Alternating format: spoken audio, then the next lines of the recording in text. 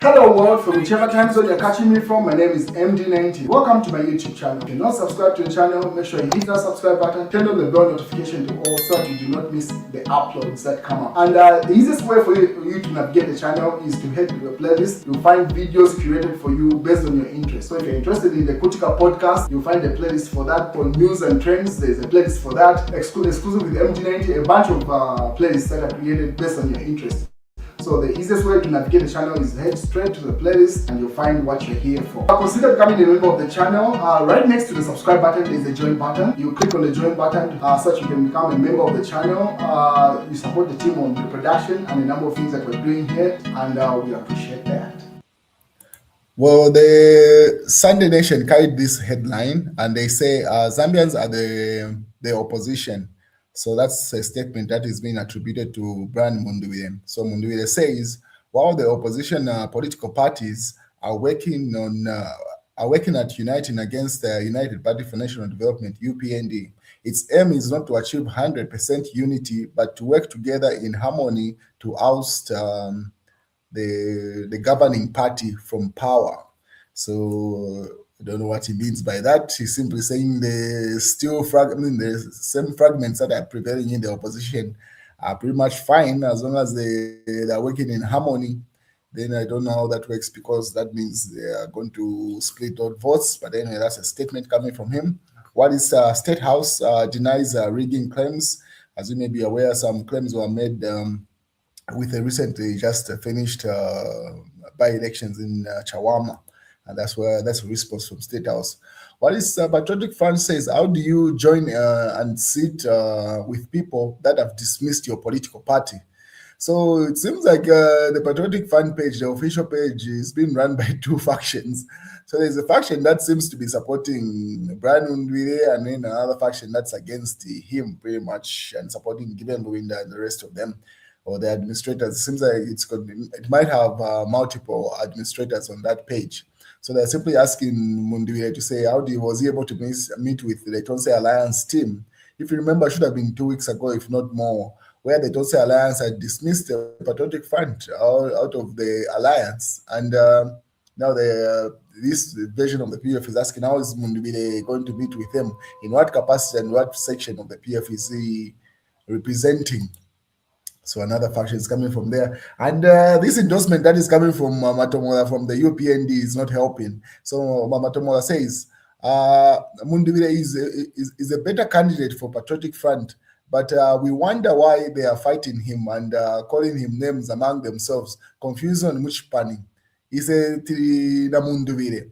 So I don't know if it's just pouring petrol on the fire or something to instigate, because for a long period of time, Brian Munduwire has been accused to say he's a stooge, or pretty much like a UPND funded project. Like it was alleged, something that was alleged by Mao Sampa, to say when Mao Sampa did that coup of taking over the PF, which is now in Robert Chabenga's hands, he was alleged to have been funded by UPND. So there are some sections of the Patriotic Front that are alleged to say Brian Munduwire is a UPND plant, but evidence hasn't been brought up with that regard. But with this endorsement that is coming from Matomola, it might just be playing politics at the end of the day, but it seems like it has landed the way he wanted it to land, to say, no, it's the thing, Brian Munduwire. More like that thing where they're trying to instigate the fight to still continue those allegations. But anyway, he's just playing politics there. You can't blame him. So these are some of the images that came from that meeting that they had as the Tonse Alliance, where Brian Munduwire went. As you may be aware, he's got a section of MPs that are supporting him, and another section has gone with Chimbakambidi, Mao Sampa, and Gideon Luwinda. So within those fractions. Well, it's according to the Hot FM Zambia, they say, Tonse Alliance chairperson, Professor Dan Pule, has expressed confidence that the alliance will win the August general elections, even without the support of all opposition political parties. Now, that statement.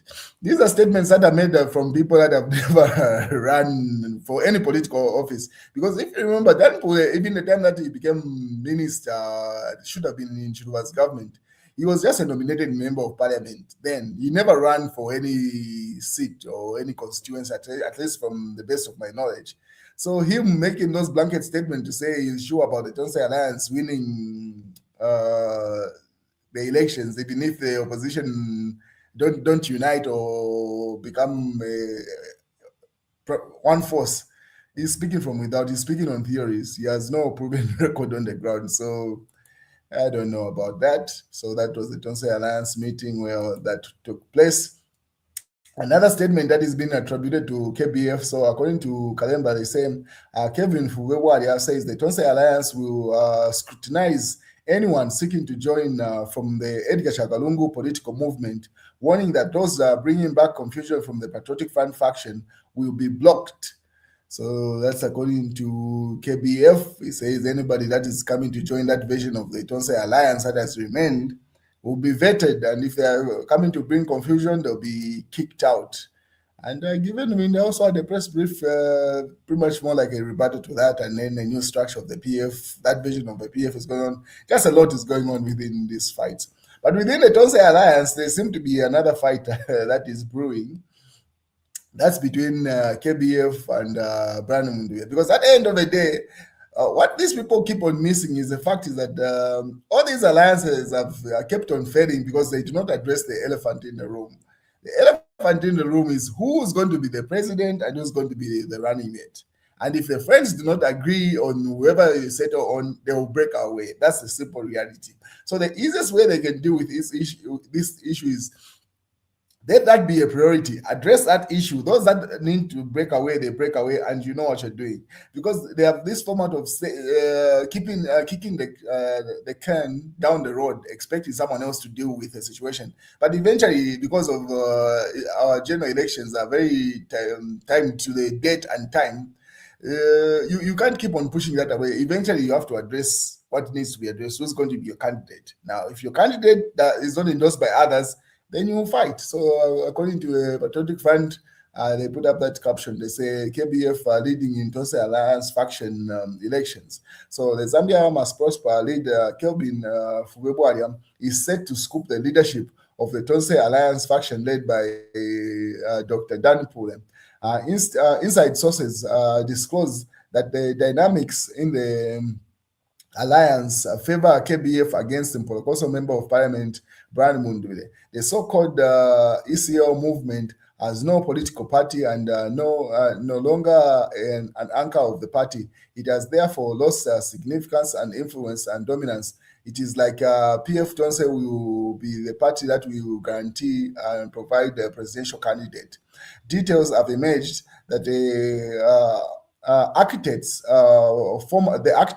former State House special assistant for politics, Chris Zumani Zimba, has lost the plot and influence, and the scheme has ended up weakening the Patriotic Front faction in the Tonse Alliance, so-called Edgar Chakalungu movement. The movement is hoping the delegates will elect Munduye. KBF demanded that the so-called ECL movement is an illegal and an identified entity, and as such has less numbers. So KBF rejected the proposal, and the vice chairperson elected should be a running mate. Mpolokoso Member of Parliament, led by a team that included the Shuanganu Member of Parliament, that is Stephen Kampiongo, Lunte MP, pretty much a number of MPs, and Chris Zumani Zimba. Zumani has proposed that Danny Pule must vacate the position of as chairperson since he was a candidate, and that after the elections, the new chairperson will become the presidential candidate. Therefore, the Tonse Alliance faction chairperson Dan Pule is hoping to win leadership also. So that drama that continues. And then the United National Independence Party, that is UNIP, has urged the Electoral Commission of Zambia, ECZ, to prioritize the delimitation of large constituencies into manageable sizes ahead of the April target. So as you may be aware, delimitation is taking place. And then too many small men lied to that they can win August election, political analysts. So Moabi has simply waiting to say, a lot of people are very delusional. You can see even from that Tonse Alliance faction, where they are making big statements, very bold statements, but with very little to show for it. And he goes to say, political analyst Mohabi Lungu has warned the Zambian opposition landscape of being sabotaged by what he described as small men of envy and ambition who are being misled by their own supporters into believing that they can single-handedly win the August general elections. And he has said this at some point, even shot at what's his name, Citizen First President Harry Kalawa, simply saying, "You are delusional, my brother. You have no influence enough to be able to win a general election. So you might as well get into some sort of political alliance or whatever it's called. But going it solo is an effort in futility." But in other news, it came to light that Makebi Zulu's house in Fue was surrounded by police, and this was very early reported by Emmanuel Wamba. Says developing story. Police raid Makebi Zulu's home in Malambo district, Eastern Province. That's pretty much in Fue. The police officers want to disperse people that went and gathered to welcome Makebi Zulu. So I do not know how that works or whoever gave that instruction, but that's what happened. And obviously, Makebi is a lawyer. He approached them and pretty much kicked them out of their property. So it did not look well for whoever instructed the police to go to the house. It seems like they didn't get clear instructions. Were they going to arrest someone, or because he was literally coming home and then you get on his property and he simply says everyone that's here is welcome apart from the police, and they asked them to go. So these are the moves that keep on bringing what you call favor towards whoever person that you're. Once people perceive there's some sort of persecution going towards an individual, especially the opposition, obviously people will sympathize with the situation. This is the same situation that had happened, if you remember, in the build-up to the 2021 elections when then opposition leader, now Republican President Hakainde Hichilema, flew to Chipata and wanted to simply get into Chipata, and he was blocked. And people asked the question, why are you blocking him? And then he ended up even asking to say, do I need a passport to come to Chipata?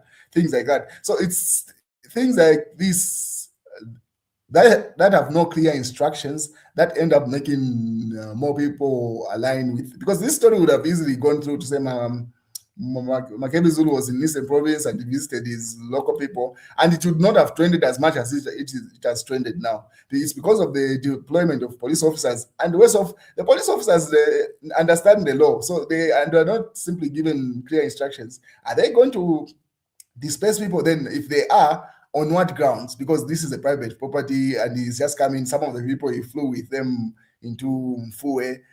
So the grounds that they had gone with, they know the law and they could not implement anything that they had gone there. So they met up with a lawyer and he simply kicked them out of their property. So it did end up looking as good as they might have intended it to be. So now damage control side coming from Simon, you were saying, correction.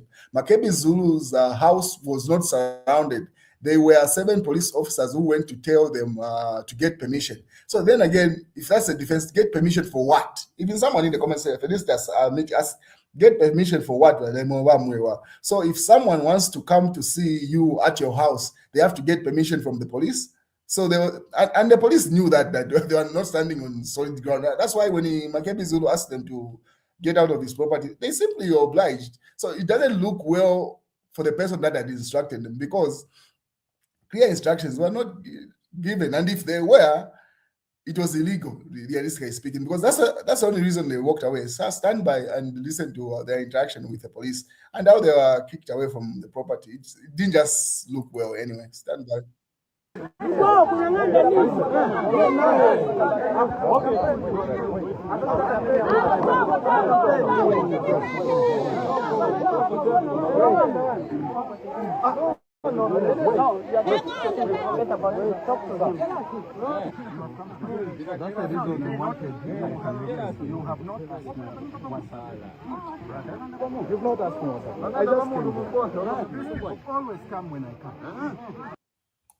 So yeah, that's how that played out. It didn't land as they probably had planned it anyway.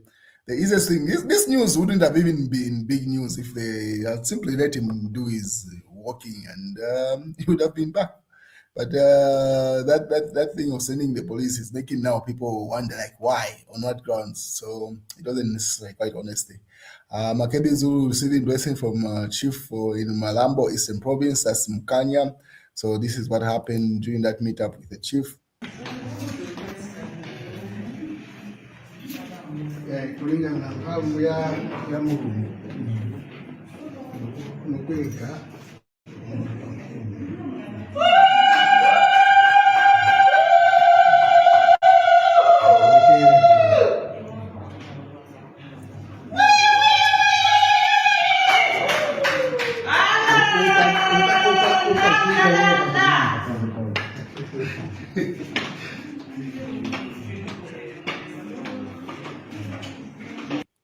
So it seems to have been a very colorful event on his visit as he went there. And in some of the image, Makebi Zulu should have informed the police that he would travel to the Eastern Province. Some of the highlights from that interaction. And then why does he need to notify them? Is it a rally?